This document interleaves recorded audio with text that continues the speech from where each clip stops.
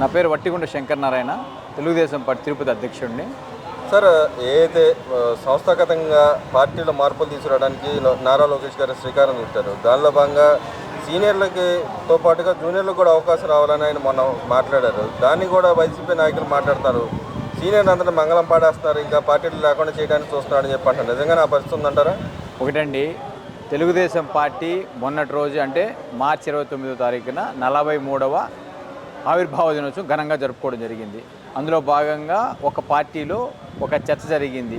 సీనియర్లకి గౌరవస్థానం కల్పించు, అదేవిధంగా వాళ్ళని polit bureau మెంబర్గా తీసుకుంటాం, అదేవిధంగా కొత్త రక్తాన్ని కూడా రాజకీయాల్లోకి తీసుకురావాలనే విషయంలో ఒక భాగమే తప్ప వేరే అదే కాదు. అంటే ఒక రాజకీయ పార్టీలు సీనియర్ల యొక్క సలహాలు సూచనలు, అదేదో యంగ్స్టర్స్ని కూడా రాజకీయాల్లో తీసుకురావాలి. కాబట్టి పార్టీ అన్నవాలంటే ఈ రాష్ట్రంలో ఎన్నికలంటే 175 నియోజకవర్గాల్లో అసెంబ్లీ అభ్యర్థులు కావాలి, 23 మంది మనకి ఎంపీలు కావాలి, అదేవిధంగా ఎమ్మెల్సీలు కావాలి. కాబట్టి వయసు రీత్యా, చదువు రీత్యా ఈరోజు సాంకేతికంగా ఏ విషయం తీసుకున్నా కూడా మనము ఈరోజు ఆంధ్రప్రదేశ్ రాష్ట్రంలో కూడా వాట్సాప్ విధానం తీసుకొచ్చాం. అవన్నీ కూడా సాంకేతికత అందుకోరావాలి అంటే యువరక్తము అందుకుంటుంది, అదేవిధంగా దాని కూడా సీనియర్కి అందుబాటు చేస్తుంది. అంటే ఏదైతే పెద్దల్ని గౌరవిస్తూ చిన్న పిల్లల్ని కూడా రాజకీయాలకు తీసుకురావడం దేశం ఉండే వయసు రీత్యా, ఆరోగ్య రీత్యా కూడా కొంతమంది మేము రాజకీయాల్లో ఈ కాంపిటీషన్ చేయలేమన్నప్పుడు వాళ్ళు ఎవరైతే వారసత్వం కాకుండా జవసత్వాలు ఎవరికైనా ఉంటాయి, ఆ జవసత్వ రాజకీయాలకు తీసుకోవడానికి ఒక లోకేష్ బాబు గారు ఒక మంచి పిలుపునింది. ఎవరైతే ఉత్సాహంగా పనిచేసి ప్రజలకు సేవ చేయాలని ఒక తత్వాంతో మేము ముందు ఇదే ఈరోజు ఒక ఎగ్జాంపుల్ చెప్తున్నాం. ఈరోజు పెమ్మసాని చంద్రశేఖర్ గారు అమెరికా లాంటి దేశంలో భారతదేశంలో చదువుకొని అమెరికాకి వెళ్ళి ఆర్థికంగా సంపాదించుకొచ్చి మళ్ళీ ఈరోజు మన ఆంధ్రప్రదేశ్కి, మన భారతదేశాన్ని సేవ చేస్తున్నారు. మరి దాన్ని స్వాగతించాలి కదా, ఎందుకంటే ఆయన నిజాయితీగా చదువుకున్నాడు, మనం చదివించాము, డాక్టర్ అయినాడు, మళ్ళీ డబ్బులు సంపాదించుకొచ్చి ఈరోజు ఆంధ్రప్రదేశ్లో పెట్టుబడులు పెట్టిస్తున్నాడు. అలాంటి వాడిని తీసుకురావాలి. అదేవిధంగా చంద్రబాబు నాయుడు ఈరోజు అట్ ది ఏజ్ ఆఫ్ 74 ఎలా ఉండాలి, రాజకీయాలు ఎంత హుందాతనంగా ఉండాలి, ఒక క్రమశిక్షణ, ఒక డిగ్నిఫైడ్, అదేవిధంగా అది పెద్దల యొక్క విధి విధానాలు పిల్లలు తీసుకోవాలనే విషయం తప్ప వేరే అయితే కాదు. ఇది అందరూ స్వాగతించే విషయం. ఏ రాజకీయ పార్టీలైనా కూడా ఈరోజు నేషనల్ పార్టీస్ కానీ, ప్రాంతీయ పార్టీలు కానీ, కమ్యూనిస్టు పార్టీలు కానీ, కాంగ్రెస్ ఏ పార్టీలో కూడా కొత్త తరాన్ని ఎంకరేజ్ చేస్తారు, పాత తరానికి గౌరవిస్తూ గతంలో చేసిన అభివృద్ధి పనులు వాటి యొక్క విధి విధానాలని పిల్లలు చేసుకుంటూ సమన్వయం చేసుకుంటారు తప్ప దీంట్లో ఎటువంటి తప్పు లేదు. కొత్త వాళ్ళు రాజకీయాలకు రావాలి. ఈరోజు ఢిల్లీ లాంటి భారతదేశంలోనే ఒక రాజధాని ఢిల్లీలో కూడా మొన్న రాజకీయాలు చూసాం, అంతా 28, 29, 30 సంవత్సరాల వాళ్ళు రాజకీయాలకు వచ్చారు. కాబట్టి దీన్ని స్వాగతిస్తున్నాము. అదేవిధంగా నిన్న చంద్రబాబు నాయుడు గారు అన్నారు, గతంలో జగన్మోహన్ రెడ్డి గారు బటన్ నొక్కుతా ఉన్నాడు, ఆ బటన్ నేను నొక్కేంత కూడా లేదు, నేను ఇస్తున్న పెన్షన్ అంత లేదు కదా, ఇంకా నేను ఇవ్వలేదు అని చెప్పి ఏడుస్తూ ఉన్నాడని చెప్పి అంటున్నారు కదా, దాన్ని ఎలా చూస్తారు? అంటే ఇప్పుడు జగన్మోహన్ రెడ్డి ఏంటంటే రాష్ట్రాన్ని సంక్షోభమే పక్కన పెట్టేస్తాడు. అప్పు తేవడం, బటన్ నొక్కడం, ఇవ్వడం, దానివల్ల ప్రజల కింద ఎంత అప్పు చేశారో ఈరోజు అభివృద్ధి అనేదే లేదు. ఈరోజు చంద్రబాబు నాయుడు అధికారంలోకి వచ్చిన తర్వాత 9 నెలల్లో ప్రజలు బ్రహ్మాండంగా వాళ్ళ పనులు చేసుకుంటున్నారు. ఉద్యోగస్తులకు 1వ తేదీ జీతాలు వస్తున్నాయి. ఆ రోజుల్లో ఉద్యోగాలు వాళ్ళు టీఏడిఏలకి మనమే చూసాం, ఎప్పుడు చూసినా సచివాలయాలు ఉద్యోగ సంఘాలని గొడవలు పడేటివి.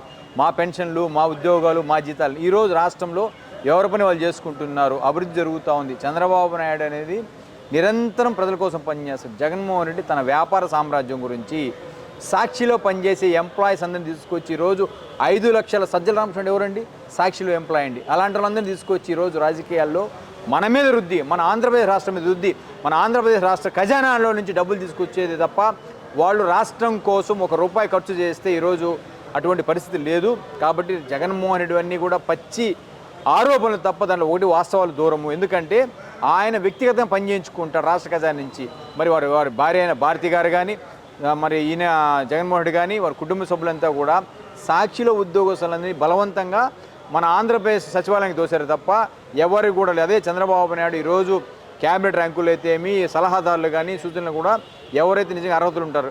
మొన్న విజయవాడలో వరదలు వచ్చినప్పుడు కన్నయ్య నాయుడు లాంటి ఒక ఇంజనీర్ని at the age of 75 years ఆయన తీసుకొచ్చి ₹1 ఖర్చు లేకుండా ఈరోజు కృష్ణానది బ్యారేజ్కి ఆ రోజు ఒక గండు పడితే దాన్ని కాపాడడం. అంటే ఎవరైతే స్కిల్స్ ఉంటారో, ఆంధ్ర రాష్ట్రం మీద అవకాశం ఉంటుందో, ఎవరు ఆంధ్ర రాష్ట్రాన్ని కోరుకుంటారో అభివృద్ధిని, వాళ్ళని తీసుకొస్తాడు. వాళ్ళకి జీతాలు ఇచ్చేది, వాళ్ళు క్యాబినెట్ ర్యాంక్ ఇచ్చేది. మరి మన గరికపాటి ఆయన కానీ మరి ప్రతి ఒక్కరిని కూడా ఆయన పిలుస్తున్నారు సమాజం చెప్పండి. అదే లోకేష్ బాబు కూడా ఎవరైతే సమాజం కోసం పనిచేస్తున్నారో వాళ్ళందరినీ కూడా తీసుకొస్తున్నారు. వారికి ఎక్కడ కూడా డబ్బులు ఇవ్వటం లేదు. నిజంగా వాళ్ళకి ఏదైనా ఎక్స్పెండిచర్ ఉంటే చేసి రాష్ట్ర ప్రయోజనాలు ప్రజల అభివృద్ధి కోసమే పనిచేస్తున్నారు. అంటే ఇక్కడ మనం చూసుకుంటే ఏదైతే రాష్ట్రంలో జరుగుతున్న అభివృద్ధి కార్యక్రమాల్లో భాగంగా కొంతమంది బయట అంతకుముందు గతంలో వెళ్ళిపోయిన వాళ్ళని కంపెనీలు కానీ అటుపక్క మాల్స్ కానీ మిగతా అభివృద్ధి జరగడానికి కావాల్సిన వాళ్ళు తీసుకొస్తుంటాయి. వాళ్ళకి దోచిపెడుతుంది ఈ గవర్నమెంట్ వచ్చి, అప్పుల పాలు చేస్తుంది ఈ గవర్నమెంట్ అని చెప్పి అంటున్నారు. నిజంగానే వాళ్ళకి దోచిపెడుతున్న కార్పొరేట్ వ్యవస్థ అందరికీ. ఏమండి, మన భారతదేశంలోని ఆంధ్రప్రదేశ్లో ప్రతి సంవత్సరం బీటెక్ చదివిన విద్యార్థులు కానీ, డిగ్రీ చదివిన విద్యార్థులు కానీ, 10th పాస్ అయిన వాళ్ళు కానీ, ఇంటర్మీడియట్ పాస్ అయిన పిల్లలు కానీ, లేదా ఐటీఐ లాంటి సాంకేతిక విద్యలు చదివిన పిల్లలంతా కూడా వాళ్ళ శక్తి మేరకు బయటకు వచ్చిన తర్వాత కడుపు చేత పట్టుకొని భార్యాబిడ్డను సాక్కోవాలంటే ఉద్యోగం కావాలి. ఆ ఉద్యోగాలు కావాలంటే ఎక్కడికి వెళ్తారు? ప్రతి ఒక్కరు వాళ్ళ గ్రామాల్లో, వాళ్ళ పట్టణాలలో, వాళ్ళ సిటీల్లో వాళ్ళకి ఎంప్లాయ్మెంట్ కల్పించాలి. ఈ గడిచిన 2019 నుంచి 2024 సంవత్సరం వరకు వైఎస్ఆర్సీపీ అధికారం ఉన్నప్పుడు ఏ ఒక్క ఇండస్ట్రీ వచ్చిందండి? చెప్పుకోదగ్గ ఒక్క ఇండస్ట్రీ కూడా రాలేదు. మీకు ఒక ఎగ్జాంపుల్, అనంతపురంలో జాకీ అనే ఒక అండర్వేర్ కంపెనీ, సాఫ్ట్వేర్ కంపెనీ, ప్రపంచమంతా సాఫ్ట్వేర్ రంగం పరిగెత్తిస్తూ ఉంటే మన గడిచిన ముఖ్యమంత్రి ఒక అండర్వేర్ కంపెనీ అయిన ఒక జాకీ కంపెనీ కూడా వెనక పంపించేశారు. అదే ఈరోజు మనకి లూలు లాంటి పెద్ద కంపెనీలు, కియా లాంటి పెద్ద కంపెనీలు, మరి చిత్తూరు జిల్లా, తిరుపతి జిల్లాలోని సిసిడి దగ్గర పెద్ద కంపెనీలు, మరి ఈరోజు లోకేష్ బాబు కూడా రిలయన్స్ వాళ్ళతో కూడా బ్రహ్మాండంగా, ముఖేష్ అంబానీ వాళ్ళ అబ్బాయి అనిల్ అంబానీ అబ్బాయి కూడా ఈరోజు బ్రహ్మాండంగా ఒక పవర్ ఇండస్ట్రీ ఒకటి ఓపెన్ చేస్తున్నారు. దానివల్ల ఎంతమంది ఉద్యోగాలు వస్తాయి? ఈరోజు ప్రతి సంవత్సరం ఈ రాష్ట్రంలో విద్యార్థులు తన 4 సంవత్సరాల కోర్సులు, 3 సంవత్సరాల కోర్సులు బయటకు వచ్చిన తర్వాత తల్లిదండ్రుల మీద ఆధారపడకుండా వాళ్ళు చదువుకున్న చదువుకి ఏ అవకాశం వస్తుంది? మరి అదేవిధంగా ఈరోజు ఆర్టీసీ బస్సులు అయితేమి, సూపర్ మార్కెట్లు అయితేమి, పెట్రోల్ బంకుల్లోని అమ్మాయిలంతా కూడా పనిచేస్తున్నారు. వాళ్ళు సురక్షిత బయటికి రావాలనుకుంటున్నారు. అదేవిధంగా చంద్రబాబు యొక్క విధి విధానాలంతా నచ్చి కూడా ఈరోజు రాష్ట్రంలో ప్రతి ఒక్క కుటుంబం హ్యాపీగా ఉంది, సంతోషం. మేము ఈ సందర్భంగా తెలియజేసుకుంటున్నాం. దోచిపెట్టడానికి ఏముంది? మీరు మొత్తం 10.5 లక్షల కోట్లు అప్పులు చేశారు. మరి ఎటు చూసినా మొత్తం అప్పే కదా, ఏం చేయాలన్నా అప్పేలే కదా. మీరు ఎటు చేయాలన్నా ఒక సంక్షేమం, ఒక అభివృద్ధి కార్యక్రమం ఏం లేదు కదా. మొత్తం అప్పు తేవడం, బట్ట నొక్కడం, ప్రజలకు ఇచ్చేయడం తప్ప ఏం చేయలేకపోయినారు కదా. మరి మేమేమనుకుంటే అదే పెన్షన్ అదే విధంగా మనం సాగిస్తూ, అభివృద్ధి సాగిస్తూ ఇండస్ట్రీలు తీసుకురావాలి. మేము దోచిపెట్టడానికి ఏముంది? ఇక్కడ ఖజానా ఖాళీ, పవర్ ఖాళీ. ఈరోజు రాష్ట్రంలో 23,000 కిలోమీటర్లకి గుంతలకు మట్టేసామంటే ఒక తట్ట మట్టి లేకపోయినారు. ఈరోజు మేము మహానాడు కార్యక్రమం కూడా రేపు మే 27, 29 కడపలో చేపడుతున్నాము. కడపని ఏ విధంగా అభివృద్ధి చెందబోతున్నాం అంటే కడప ప్రజలు కూడా అభివృద్ధిని కోరుకుంటూ ఈరోజు తెలుగుదేశం పార్టీకి వెళ్ళి మళ్ళీ ఈరోజు 10 సీట్లు కట్టబెట్టారంటే కడప ప్రజలు కూడా నాకు వద్దునైనా రామచంద్ర, నాయన ఈ జగన్మోహన్ రెడ్డి మాకు వద్దు అని కూడా తెలుగుదేశం పార్టీని కోరుకున్నారు. కాబట్టి మహానాడు నుంచి కడపలో కూడా అభివృద్ధిని ఏ విధంగా పరిగెత్తిస్తామో మేము చూడబోతాం. ఇదే నేషనల్ హైవే ప్రాజెక్టులు కానీ, ఈరోజు ఎన్డీఏ కూటమిలో బీజేపీతో కూడా చంద్రబాబు అనేక మార్లు ఢిల్లీకి వెళ్ళి మంత్రులందరినీ కలిసి అన్ని సంక్షేమ పథకాలన్నీ కూడా తీసుకొచ్చి బడ్జెట్ తీసుకున్నాం. ఈరోజు నితిన్ గడ్కరీ గారు ఫ్లైఓవర్స్ కానీ, నేషనల్ హైవేస్ కానీ అన్నీ కూడా చేస్తున్నారు, టోల్ ప్లాజాలు చేస్తున్నారు. తిరుపతి లాంటి ప్రతి గ్రామాల్లో, ప్రతి ఊర్లలో కూడా యాత్రికులు ఉండే స్థలాల్లో కూడా అంతా కూడా ఫ్లైఓవర్ డెవలప్ చేస్తూ ఎంత వీలంత ప్రమాదం లేకుండా మంచి హైవేస్ చేస్తున్నారు. ఇవన్నీ కూడా మనము కళ్ళు తెరిచి మనం చేయలేని పని చంద్రబాబు నాయుడు ఎంత విఘ్నత చేస్తున్నాడు. రాత్రి పగలు ఆయన 24 గంటల సేపులో 20 గంటల కష్టపడుతున్నారు. ఎవరి కోసం? ఆ అభివృద్ధి నిన్ను గెలిపించిన పులివెందుల ప్రజలు కూడా ఈరోజు దాన్ని స్వాగతిస్తారు. ఈరోజు అరటి రైతులు కూడా బాధపడుతున్నారు. అదేవిధంగా రాష్ట్రంలో రైతాంగం, కర్షక రంగం అంతా కూడా సంతోషపడుతున్నారు. ఇప్పుడు కేవలం 9 నెలలు గడిచి 10వ నెల జరుగుతోంది. ఇక 2 సంవత్సరాలు గడిచిందంటే రాష్ట్రం దేశంలోని 29 రాష్ట్రాల్లో one of the best state అవుతుంది. మీ సందర్భంగా ఆయన మొన్న అరటి రైతుల దగ్గరికి వెళ్ళి నేను వచ్చిన తర్వాత ఇస్తాను, అప్పుడు దాకా వెయిట్ చేయండి, మనం ఇంక 3 ఏళ్ళలో అంటే 3 సంవత్సరాల దాకా అరటి రైతులు అలాగే గడిచిన 5 సంవత్సరాల్లో వాళ్ళని పట్టించుకోలేదు. పులివెందులో ఏ రోజు సమీక్షలు చేయలేదు. మరి మొన్న మా ఎమ్మెల్యే మాధవిరెడ్డి గారు ఒకటి అన్నారు, అయ్యా బాబు నువ్వు జడ్పీ సమావేశానికి వచ్చి ప్రజా సమస్యలు పరిష్కరించంటే నీకు వచ్చిన అవకాశం జడ్పీ సమావేశంలో వచ్చి ప్రజా సమస్యలు మాట్లాడకుండా తాడేపల్లి గూడెమో, లేకపోతే బెంగళూరులోనో, లేకపోతే పులివెందుల్లోనో, లేదా వీలైతే లండన్లో కూర్చొని నేను వచ్చేదాకా కంటే ప్రాణాలు పోతాయి, ఎవరు కాపాడేది? అరటిపండు అనేది ఏమైనా ఆగుతుందా? అదేమైనా కాసిరాయా, లేకపోతే ఏమైనా ఒక కడప మార్బల్ స్టోనా నువ్వు వచ్చేదానికి? అది ఒక పండు సకాలంలో ఆ పంటని పండించిన రైతుకి దాన్ని మార్కెట్ చేసి సొమ్ము చేసుకునే ఆయన తన భార్య బిడ్డలతో పూట భోజనం చేయాలి, లేదా 10 రూపాయలు సంపాదించుకోవాలంటే ఈ మహానుభావుడు మాటలు చెప్పి ఈరోజు ప్రజలు నమ్మక కడపలో కూడా క్లీన్ స్వీప్ చేసినారంటే కడపలో ఈరోజు బ్రహ్మాండంగా రైతులంతా కూడా ఈ పక్క వచ్చారంటే మనము దాన్ని స్వాగతించాలని కోరుకుంటాం. అంటే ఇక్కడ ఆయన అంటున్నాడు, ఇంకో మాట కూడా అన్నాడు, నేను అవినాష్ రెడ్డి మాట్లాడుకొని కాంపెన్సేషన్ ఇస్తాము అని చెప్పి అన్నాడు. ఇప్పుడు అవినాష్ రెడ్డిని కాపాడేదానికి ఈరోజు నీ ఇంట్లో మీ సొంత తండ్రి తర్వాత చిన్న తండ్రి అయిన వైఎస్ వెంకట మర్డర్ విషయంలో నువ్వు ఇంతవరకు తేల్చలేదు. ఆయన ఈరోజు ఉన్నాడు, మీరు ఈరోజు అవినాష్ రెడ్డి వెనకేసుకొచ్చాడు. అవినాష్ రెడ్డికి ఎటువంటి రాజకీయంగా పరిపక్వత లేదు. ఆయన ఏ సమావేశాలు కండక్ట్ చేయలేడు, ఏ రైతుని కాపాడలేడు. ఆయన వల్ల ఏమీ కాదు, కేవలం కాలయాపన కోసం ఈరోజు ఉన్నారు. వాళ్ళంతా ఈరోజు అరెస్టులు కాదని సిద్ధంగా ఉన్నారు. ఈరోజు ఆల్రెడీ వల్లభనేని వంశీ లాంటి జైల్లో తిరుగుతున్నారు. అంటే ఏం వాళ్ళు తువ్విన గోతుల్లోనే వాళ్ళే పడుతున్నారు. ప్రజలకు ఏమీ చేయలేరు. వాళ్ళు ప్రజలను కేవలం మభ్యపెట్టడానికి ఈరోజు ప్రజలు ఎవరు నమ్మే పరిస్థితి లేదు. ఈరోజు రాష్ట్రంలో 151 సీటు అప్పుడు ప్రభుత్వంలో వాళ్ళు ఉన్నప్పుడు ఈరోజు 11కు దిగజారిందంటే దీనికన్నా అవమానం ఎక్కడ ఉండదు. ఈరోజు ఎవ్వరూ దాన్ని నమ్మే పరిస్థితి లేరు. కడపలోకి ఇంక 2 రోజులు పోతే వాళ్ళు రానిచ్చే పరిస్థితి లేదు. వాళ్ళు ఖచ్చితంగా అసెంబ్లీకి రాకపోతే డిస్క్వాలిఫై అవుతారు. కేవలం తన ఉనికి చాటుకోవడానికి అప్పుడప్పుడు బయటకు వచ్చి నేను ఉన్నాను, నా ఐడెంటిటీ కాపాడుకో ఆయన మాట్లాడుతున్నాడు తప్ప జగన్మోహన్ రెడ్డి ఇది జరిగే పని కాదు. ప్రజలు కూడా పులివెందు నమ్మే పరిస్థితి లేదు. అంటే ఇక్కడ సోషల్ మీడియాలో, టీడీపీ సోషల్ మీడియాలో ఎవరైతే వల్లభనేని వంశీ గురించి ప్లస్ కొడాలి నాని గురించి వ్యంగ్యంగా పోస్టులు పెడుతున్నారు, దాని ద్వారా సునకానందం పొందుతున్నారని చెప్పండి. నిజంగానే ఆ పరిస్థితిలో సోషల్ మీడియా తెలుగుదేశం పార్టీ అంటేనే ఒక క్రమశిక్షణ మారిపోయారు.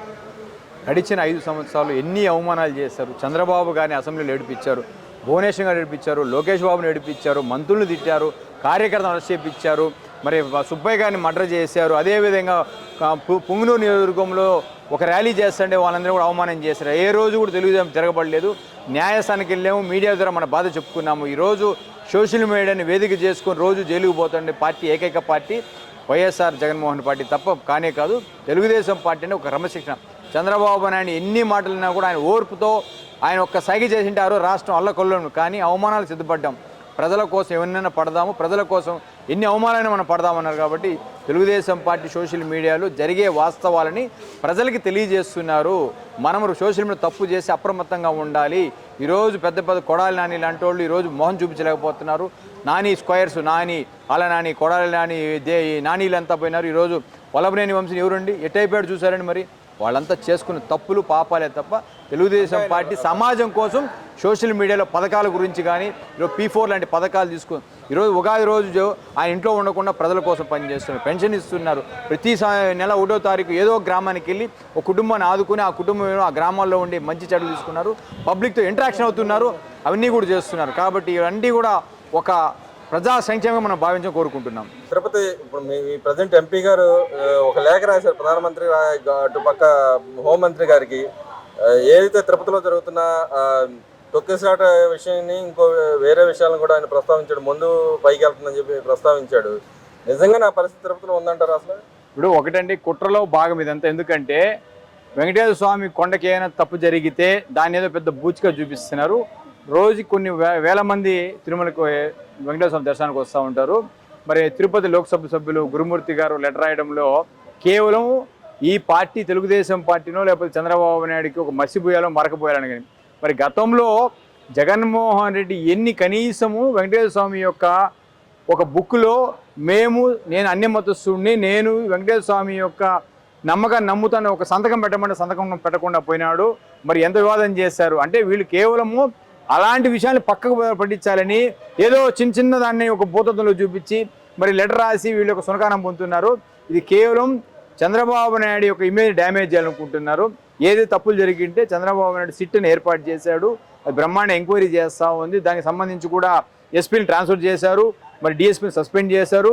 తిరుపతి జేఈఓ గౌతమి గారిని కూడా ట్రాన్స్ఫర్ చేయడం జరిగింది. అధికారుల మీద చర్యలు తీసుకోవడం. ఎందుకంటే వాళ్ళు ఏమన్నారు, మేము ఊహించిన చోట ఒక పార్క్లో జరిగిన తొక్కిసాడని చెప్పారు. దాని అంతా కూడా సంబంధిత అధికారుల మీద చర్యలు తీసుకోవడం జరిగింది. దాని తర్వాత జరిగిన బ్రహ్మోత్సవాలు అంతా బ్రహ్మాండంగా జరిగించారు. మరి రోజువారీ వేల మంది జరుగుతున్నారు. కాబట్టి ఇది కేవలం గురుమూర్తి నేను తిరుపతిలో ఉన్నాను లోక్సభ సభ్యుడు కానీ ఒక గుర్తింపు కోసం. అది మరి నిజంగా మీకు అంత ప్రేమ అభిమానులు ఉంటే ఆ రోజు జగన్మోహన్ అన్ని మద్దతుగా ఎన్నిసార్లు తిరుమలకు వచ్చాడు. మరి భార్యాభర్తలు కుటుంబ సమేతంగా రావాలి కదా, మరి ఏ రోజు రాలేదే. మరి హిందూ మతాన్ని ఎప్పుడు గౌరవించలేదే. మరి అలాంటప్పుడు మీరు ఆ రోజు మీరు లోక్సభ సభ్యులుగా ఉన్నారే, మరి ఎందుకు లెటర్ రాయలేదు?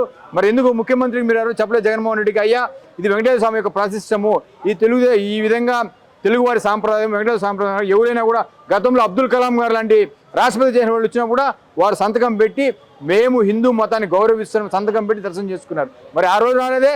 ఇది కేవలం రాజకీయంగా మేము ఉన్నాము, మేము తిరుపతిలో ఉన్నాను ఎంపీ గాని తెలియపెట్టడానికి తప్ప దీంట్లో వాస్తవాలు సత్యదూరం మేము ఈరోజు సందర్భంగా తెలియజేస్తాం. అదేవిధంగా రోజే అంటుంది తిరుపతిలో ఉన్న దేవుడికి నిద్ర లేకుండా చేస్తుంది ఈ గవర్నమెంట్ వచ్చిన తర్వాత నుంచి. ఇప్పుడు ఇది వరలో రోజువారి తండోపు తండాలు వేసుకొని వచ్చి ఒక విధి విధానం లేకుండా రోజుకి వాళ్ళు వీఐపీకి దర్శనాలు ఇచ్చేది కేవలం 6 మందికో 12 మందికో ఉండేది.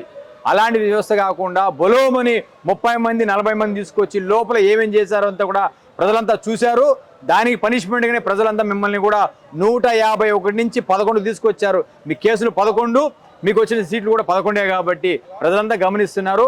దాని ముందు వెంకటేశ్వర స్వామి కూడా అన్ని చూసుకుంటున్నారు కాబట్టి మిమ్మల్ని కొండకి రానిచ్చే పరిస్థితి లేదు.